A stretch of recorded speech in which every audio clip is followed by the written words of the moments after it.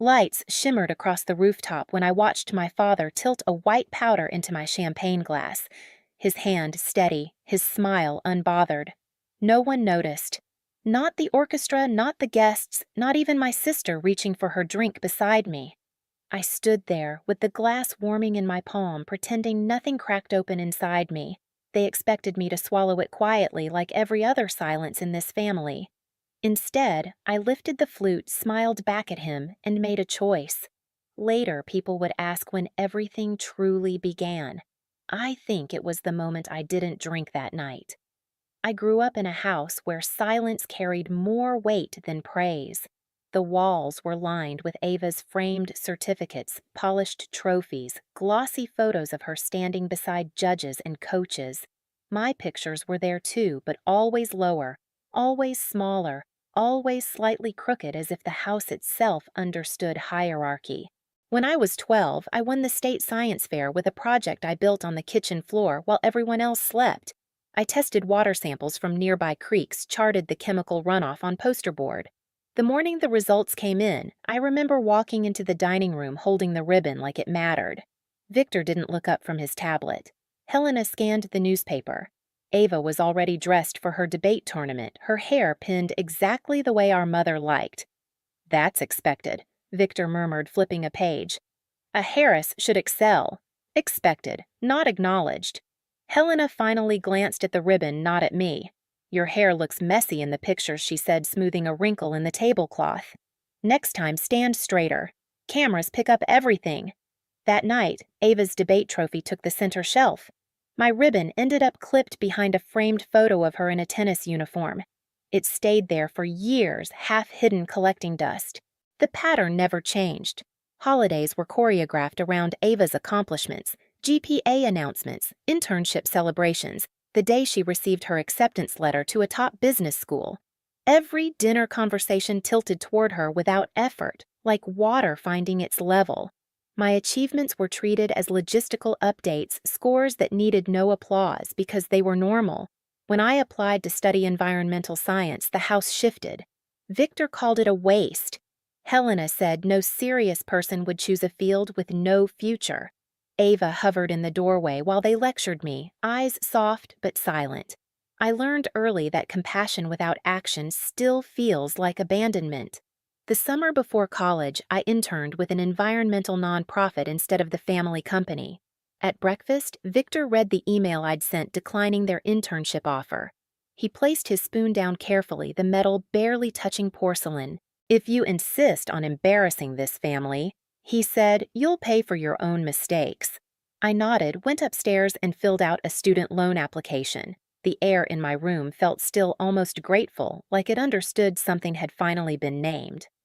The night before I left for college, Helena folded my clothes with the precision she reserved for Ava's business trips. Not a word about the future, not a hug, not even a lingering look. Just a gentle tug on a loose thread on my sleeve, her mouth tightened in quiet disapproval. It wasn't cruelty. It was erasure so smooth, so consistent, it almost felt polite. Looking back, I can see it clearly. The empty seats at my events, the way conversations moved around me, the constant reminder that I was a shadow in a house built to spotlight someone else. That was the day I learned my place in this family. The hallway behind the rooftop kitchen was narrow, lit by a single flickering bulb. I only went there because the main restroom had a line stretching past the bar. The air smelled of citrus cleaner and overheated metal. I was halfway to the service door when I heard my parents' voices, low-clipped, urgent.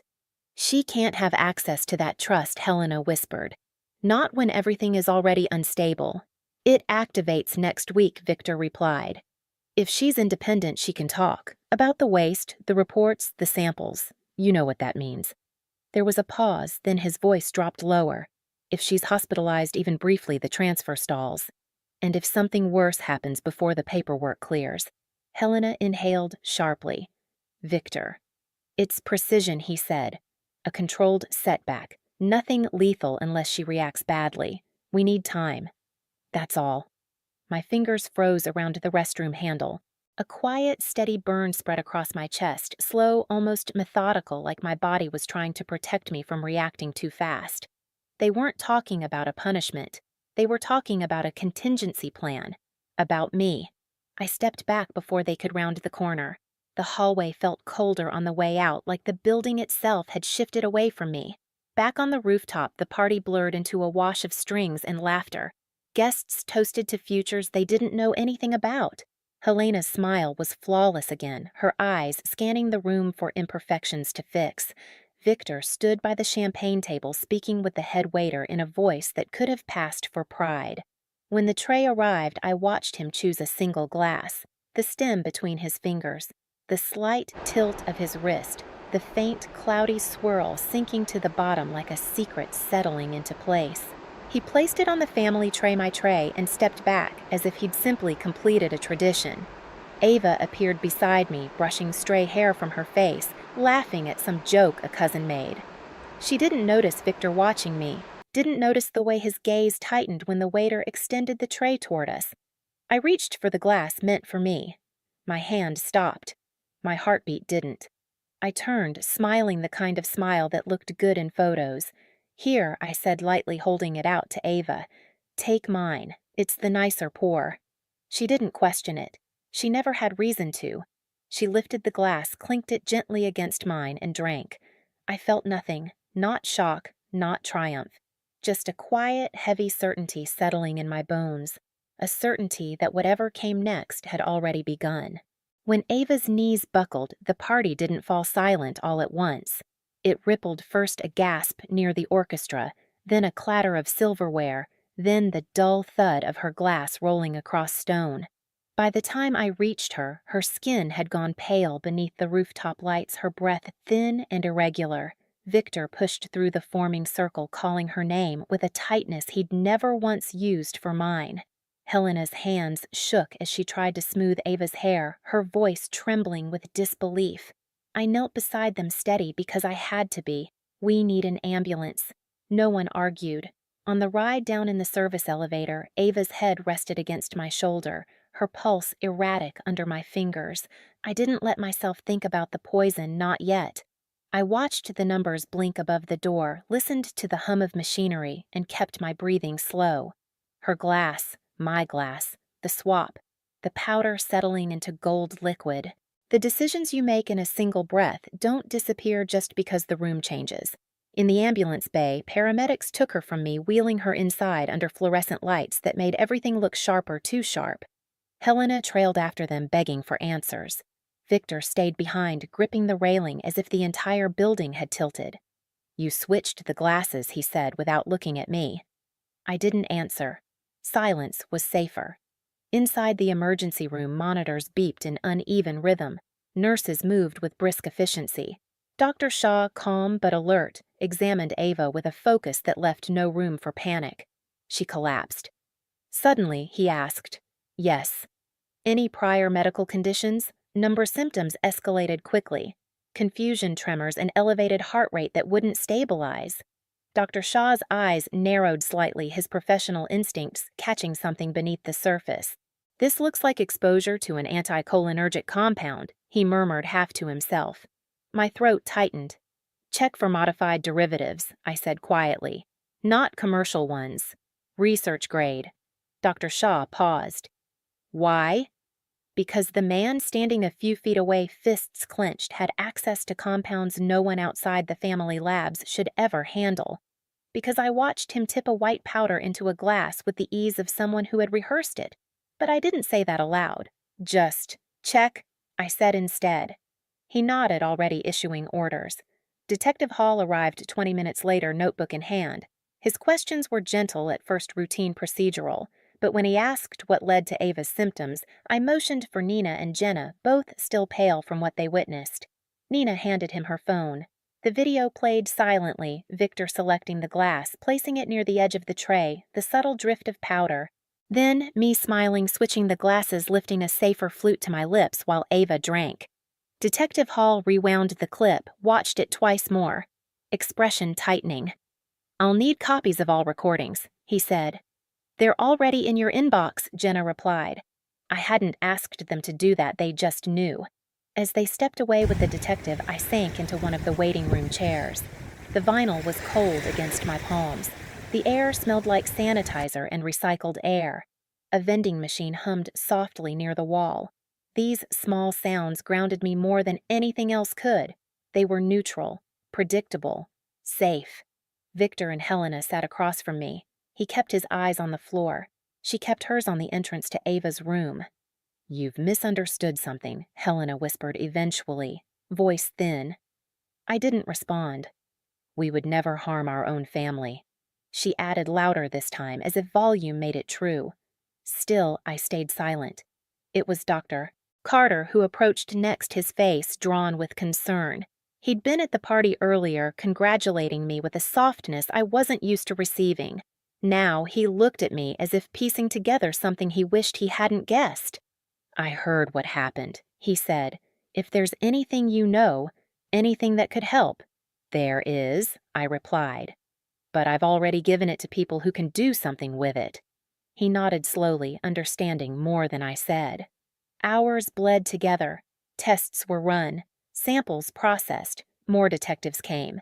Agent Brooks from the Federal Environmental Division arrived with a quiet gravity that shifted the air around him. He reviewed the video. He asked about internal documents' access history. I answered what I could without embellishment, without emotion. Facts were enough. By the time dawn crept through the far windows, Ava was stabilized, groggy, confused, alive. I stood by her bedside, watching her eyelids flutter open.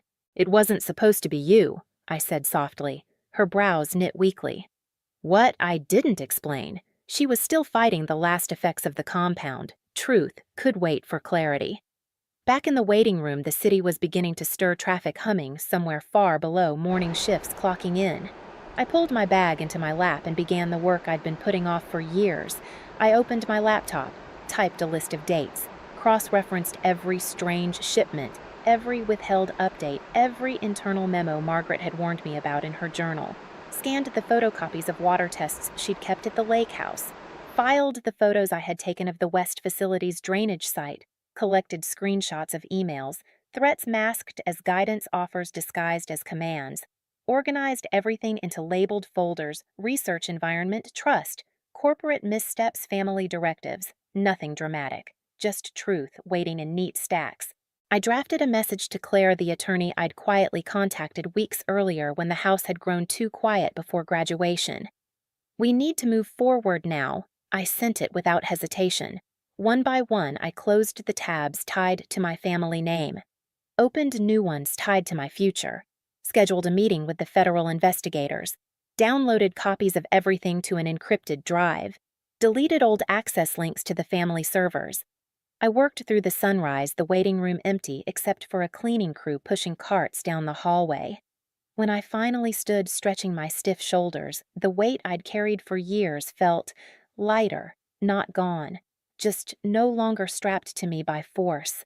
I looked once toward the corridor where my parents sat speaking in hushed voices to their lawyer.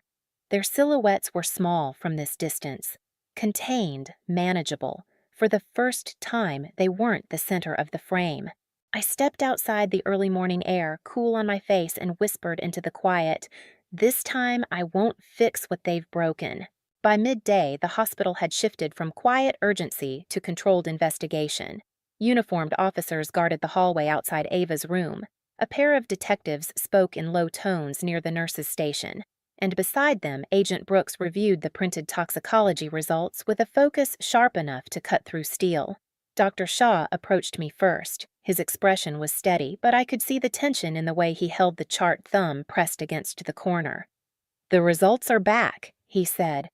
"Your sister was exposed to a modified anticholinergic compound, research grade, not available commercially." The room didn't spin. It didn't even tilt. It simply narrowed until all I could hear was the soft hum of the overhead lights. "We've seen preliminary data on similar compounds," Agent Brooks said, stepping beside him, "from labs tied to your family's company." Victor and Helena, seated a few feet away, stiffened. Detective Hall tapped his pen against the tablet. "We'll need statements. All of you." They took Victor first. I watched him square his shoulders, slipping into the authority he'd worn his entire life. "This is absurd," he began. Ava must have had a reaction to the food or alcohol. Our family has no history of Detective Hall turned the tablet around. The video of the toast played silently, Victor selecting the glass, the powder settling, the stem in his hand, my smile as I switched to the flutes, Ava drinking. It was the cleanest piece of evidence I had ever seen, quiet, irrefutable, methodical. Victor's face drained of color, his mouth opened, closed, opened again. A man accustomed to controlling narratives now stood in front of one he couldn't bend. She drank what was meant for me, I said. No accusation, no emotion, just a fact placed gently onto the table. Helena rose from her chair as if pulled upward by wires. "You don't understand," she whispered. "We were protecting the family. Everything was falling apart.